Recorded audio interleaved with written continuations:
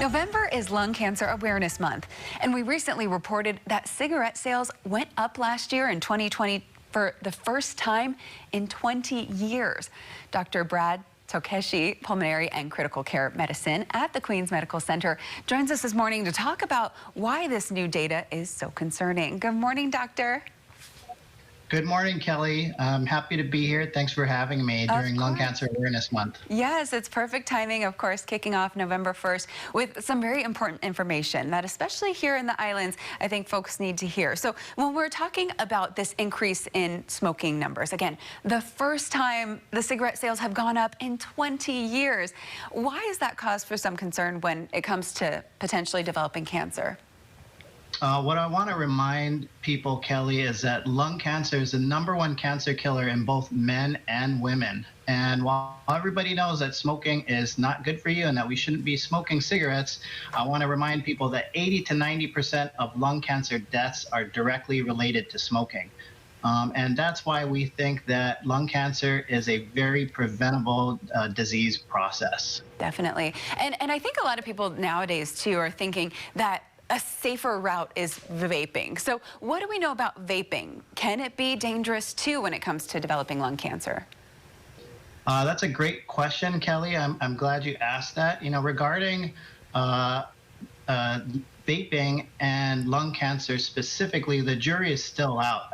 As opposed to smoking and cigarettes, you know, we have about 6 decades worth of research regarding the link between smoking and lung cancer. But vaping is a much newer process to take in tobacco, and it was just invented in 2006. So we don't have enough time to really determine whether or not vaping, it causes lung cancer. But what we do know is that it increases your risk for chronic lung disease up to 30%.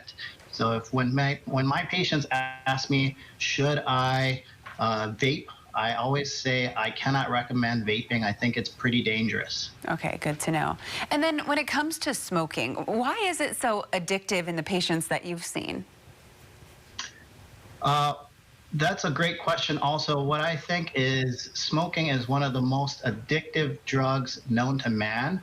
And, you know, my patients, even when they're diagnosed with lung cancer, they have a very difficult time quitting smoking.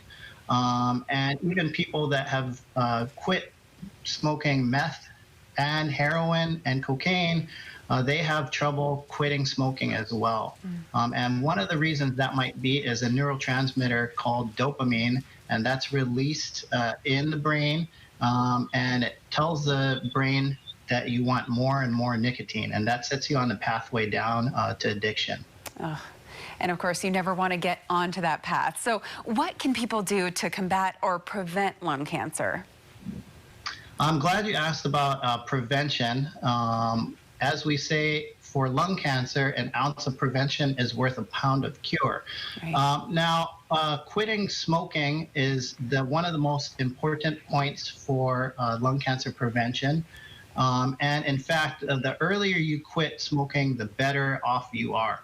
And if you quit smoking before the age of 40, it can reduce your risk for lung cancer and dying from smoking-related diseases by up to 90%. Wow. So it's very important.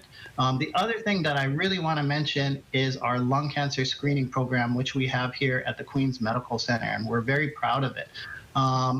You know, what that involves is a low-dose CT scan in high-risk individuals.